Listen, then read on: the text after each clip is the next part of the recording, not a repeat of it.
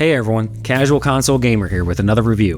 This time we're going to talk about Vampire the Masquerade Swansong, developed by Big Bad Wolf and published by Nacon. I played it on the PlayStation 5, but it's also available on Xbox, Nintendo Switch, and PC. The too long didn't watch of Swansong is that, while rough on the eyes and infuriating to control at times, it offers one of the truest Vampire the Masquerade experiences outside of the tabletop role-playing game. Without purchasing a set of core rulebooks and getting a group of friends together to form a coterie, Swansong is as close to the real thing you're going to get. Is it perfect? No, far from it. With PS3 era graphics, hit and miss voice acting, and a story that is geared towards fans of the Masquerade and not newcomers, Swansong will certainly turn off a lot of players. But if you're willing to stick with it, you'll find a deep and engaging story filled with player-driven narrative decisions and consequences. And he is your child? Mr. Beryl Underwood.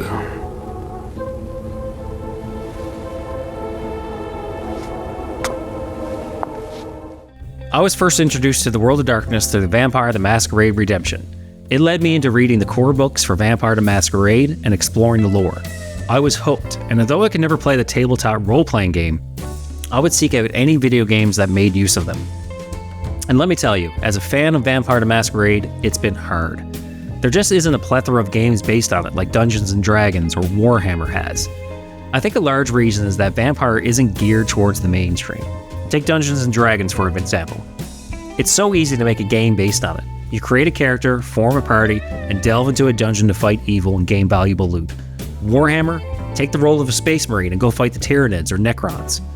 But VTM isn't geared towards combat. It's more of a mafia game with vampires, taking the place of mobsters. It's all backbiting and subterfuge. Stories are about the characters trying to survive in this world where everyone is attempting to one-up each other, and the good guys and the bad are never really clearly defined. Unlike Redemption or Bloodlines, two famous games that focus more on the combat and powers of vampires, Swansong embraces the intrigue and conspiracy that makes the tabletop so different from others like it.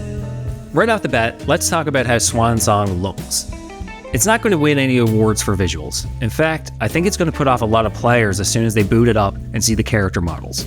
Everyone is stiff and emotionless. They could be pictures cut and pasted into the game for all of their ability to emote. They also stand really strange, like their arms are weird and noodly.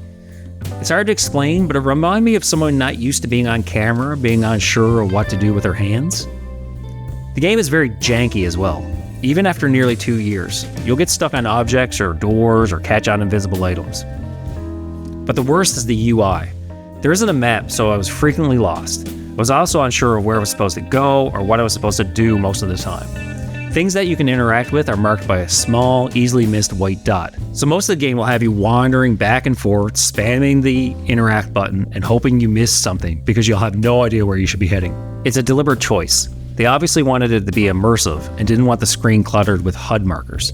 But holy hell does it cause frustration when you're walking through the same areas repeatedly, looking for a small object tucked away on a shelf that you didn't see the last dozen times you swept past it.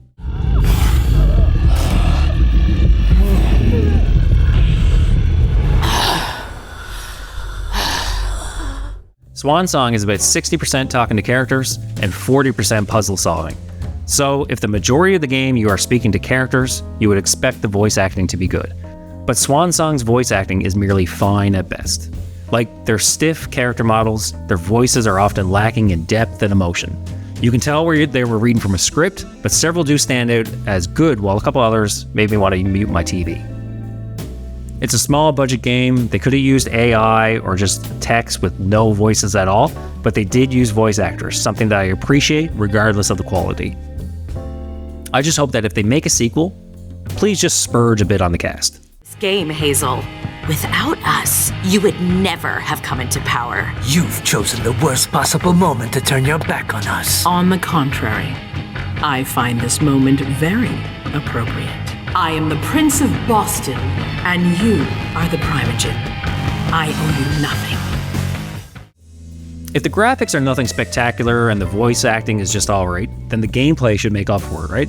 Unfortunately, Swansong doesn't make up for its deficiencies with stellar gameplay. It's mostly conversations with characters broken up by exploring small areas and then some puzzle solving. There are 3 characters to play as, each with their own paths through the main story that converge at times. These characters can be improved using XP to enhance their skills, their abilities, and their disciplines. And you can use them in conversations that you have in the game to glean information or convince others to do what you want, or gather clues or vital pieces of information in the game's many puzzles. Swansong's gameplay is divided into 2 main areas: conversations with NPCs and puzzle solving. Every character can use their skills and disciplines in a dialogue system to get NPCs to admit their secrets, provide knowledge, or do what they want. If an NPC is resistant, then your skill in a certain area is pitted against theirs through a dice roll that can be enhanced through willpower. That willpower is limited, and only a few items can recover it, so you'll want to use it sparingly. For example, you're trying to get a character to tell you a secret. I invested in Persuade, and it pits my points against theirs. You have a percentage to pass, and if you're tied, then you have a dice roll to determine success. After each mission, you can invest gained experience into new abilities and skills for the next mission.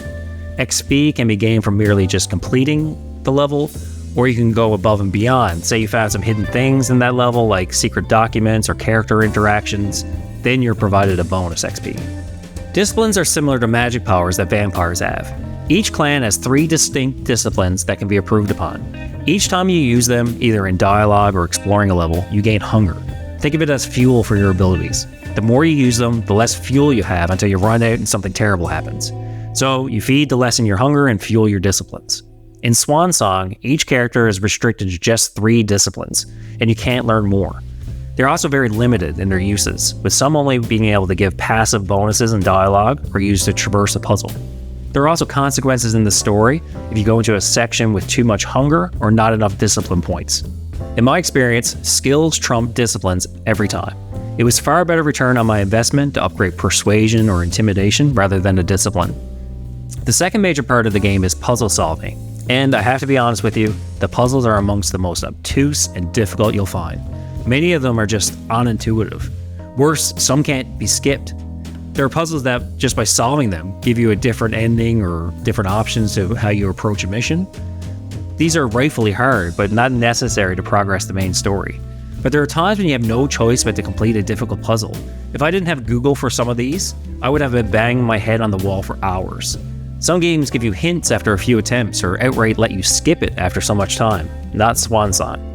It goes back to the old school way of gaming that you either get it or you don't.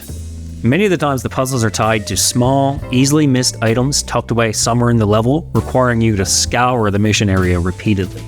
There's no combat in Swansong. That may be a turnoff for a lot of people who expect it to play the same as Vampire the Masquerade Redemption or Bloodlines, but honestly, not having combat in it makes it feel closer to the intention of Vampire the Masquerade. Combat in Vampire is often a last resort. If your coterie is getting into a fight, that means you likely made the wrong choice or multiple choices throughout the narrative. Vampire is about scheming and intrigue. Very rarely is it about an all-out slog of combat, mostly because vampires would have planned for everything, not giving you an option to duke it out. These are vampires that have lived for centuries in a dog-eat-dog world. They aren't going to get into a fist fight with you unless they're absolutely sure they're going to win. And with that much time and experience, why would they even risk it in the first place? The story and setting is the best part of Swansong. Hell, it's the best part of Vampire the Masquerade. Set in modern-day Boston, Swansong focuses on 3 characters of the Camarilla, which are the main group responsible for ruling most of vampire society. Swansong isn't very accessible to newcomers to the series, even though it does have a codex that explains a lot of the lore and the mechanics of the game. It uses 5th edition of Vampire the Masquerade, the most streamlined and accessible of the new core rulebooks. But there's an assumption on Swansong's part that you at least know some of the source material. The game takes place in the world of darkness, a universe that is similar to our Earth, but darker, filled with horrors that stalk the night. Vampires in this world are real, tracing their history through the millennia to the biblical Cain. Each vampire in Swansong belongs to a specific clan that determines their traits and their weaknesses. For characters, you have Galeb and Ventru, one of the oldest remaining vampires in Boston at over 300 years old. Ventru are the blue-blooded nobility of the vampires, with disciplines focused on domination, presence, and fortitude. a Toreador, has the disciplines focused on presence, aspects, and celerity. Presence is useful in dialogue, aspects reveals hidden items or story path and exploration, and celerity can blink to new areas, opening up new paths for traversal. Finally, there's Laisha, a Malkavian that's insane, like most of her clan is. She has aspects, but she also has the ability to hide from sight or take on different disguises throughout a mission. Swansong did remove a lot of the unique aspects of the vampire clans, like their weaknesses or anything to do with generation. Generation is how far removed a vampire is from Cain, the first vampire. So if your sire is a 10th generation, they're 10 people removed from Cain. Then their child will be an 11th generation. It determines how powerful you are or maybe your potential power. But in Swansong, it's not really a factor. Since it is based on the 5th version of Vampire the Masquerade, Swansong uses the setting of modern knights that fixes, or at least attempts to fix, one of the biggest problems in Vampire the Masquerade. Vampire life is often static. Imagine you're working at a company where no one ever retires or leaves, and the company barely ever expands. Everyone is in their set position for a very long time, making it difficult for newcomers to join. And when they do, they're at the bottom of the totem pole for hundreds of years. It was a problem that required storytellers to get creative. Why would a prince, who's the ruler of a city, allow the player characters to be embraced in the first place? They rarely get a new person to join their ranks, let alone 3 or 4 or 5, especially from a bunch of different clans. The solution that 5th edition found was the beckoning. Every elder vampire over a certain age or generation feels a call to leave their territory and travel east. What happens over there, nobody knows, but it leaves the cities open for new characters to take control. So Swansong is set in the middle of this absence of elders. Every character is relatively young and power hungry. Things are constantly changing and moving. It makes for the perfect setting for a story. You'll be playing as all 3 characters as they investigate an assault on a meeting that's about to forge an alliance between 2 of these groups. The story isn't on the same level as Redemption or even Bloodlines, but it's good, especially since more is revealed depending on how much the effort player puts into finding the truth.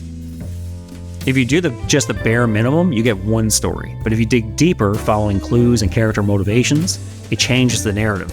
This adds a degree of replayability, and if you enjoy the story, it gives you a reason to go back and try something else. Particularly when the main narrative is only 8 hours or so to beat.